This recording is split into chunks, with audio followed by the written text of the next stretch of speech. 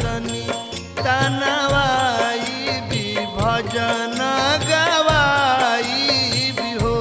मैया लाली रे चंदनी या तनाई भी भजन गवाई भी है।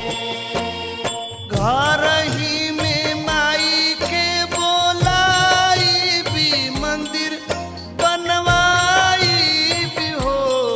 मैया लाली रे चंदनी तनवाई भी भजन गवाई